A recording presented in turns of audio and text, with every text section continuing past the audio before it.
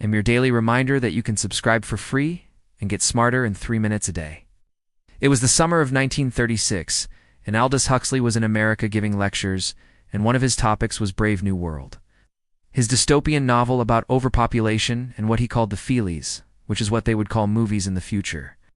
And that mindset is our willingness to pursue pleasure at any cost. Well, first of all, we have to understand what pleasure is. And what happens when we give in to the temptations of instant gratification? Well, we become less happy. And that might sound counterintuitive, but let me explain it using science. What would you do? Well, you would have two choices. Option 1, you could disobey the order and go against your superiors. And the worst part is that it's often invisible. And the reason why we are okay with this is because we have been trained to prioritize pleasure over everything else. What he meant was that when we give in to our base desires, when we constantly pursue pleasure, we become vulnerable to other dangers like loss of freedom. There are millions of people who have overcome addictions or risen above their circumstances or achieved great things despite great odds. And this is possible because we have a choice. Every single day we have a choice between pleasure and principle, between what is easy and what is right, between what is fun and what is meaningful. And when we choose meaning over pleasure, when we choose principles over convenience, when we choose duty over comfort, when we choose contribution over consumption, that's when we become truly free. So if we want to avoid these dangers, we need to be willing to sacrifice some of our pleasures. We need to be willing to put things off for a greater purpose, to choose what is right over what is easy. And this means learning to delay gratification, learning to resist temptation, learning to say no to pleasure. And when we do this, when we prioritize pleasure, we lose our freedom. Most of us don't see it happening. And why is that? It's because modern slavery isn't just people who are chained up in a basement or working in a sweatshop for pennies a day. No, modern slavery is people who are trapped in a cycle of debt or forced to work in dangerous conditions or denied basic human rights. And guess what? This is happening in places all over the world, including in developed countries like the UK and Australia. And it's happening because of our relentless pursuit of cheap goods. Or option 2, you could obey the order and go along with it. Now, if you chose option 1, if you chose to disobey, then you would be sacrificing pleasure for principle. Why? Well, because disobeying an order could come with serious consequences. Maybe you would be demoted, or sent to prison, or court-martialed, or shot. But if you chose to obey the order, then you would be sacrificing principle for pleasure. Why? Well, because going along with it meant that you didn't have to deal with the consequences of disobedience. In other words, you were choosing what was easy instead of what was right. Here's what happens. When we eat food, especially processed food full of sugar and artificial flavoring, the reward circuit in our brain lights up. People chose pleasure over everything else, and that made them completely subservient to the government, because the government was able to control what people wanted. They were able to control their desires. And by controlling their desires, they were able to control their minds.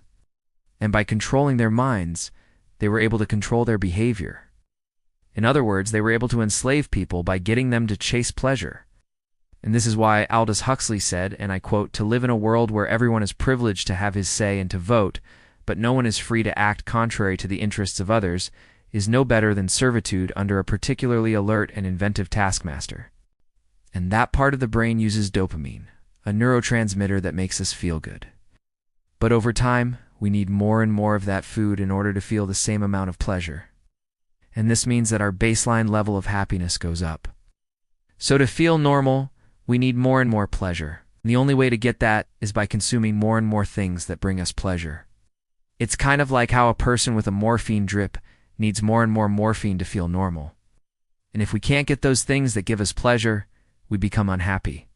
And the only way to bring us back to baseline is with even more pleasure. Pleasure is something that feels good in the moment, like eating a delicious meal or getting a massage. But the problem is that what feels good in the moment often comes at a cost, like eating a bag of cookies while sitting on a couch watching TV.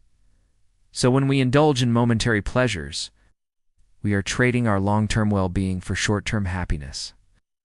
Huxley recognized this, and that's why he turned against the unfettered pursuit of pleasure. And addicts also know this very well, which is why many of them want to stop but can't. The irony is that Huxley himself was once a devotee of pleasure. In fact, he was a drug enthusiast. He experimented with mescaline, psilocybin, mushrooms, hashish, cannabis, opium, heroin, barbiturates, cocaine, amphetamines. They were only interested in pursuing pleasure. But there's another cost to the pursuit of pleasure, and that cost is freedom.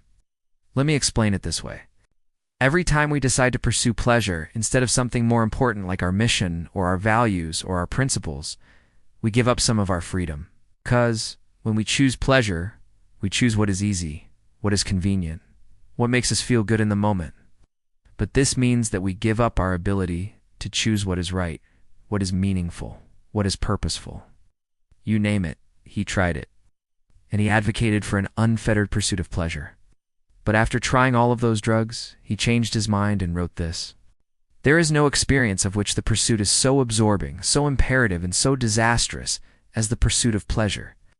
This sounds a lot like what many of us have experienced with addiction, doesn't it? That's why in the book Brave New World, he imagined a world that gave into pleasure at every turn.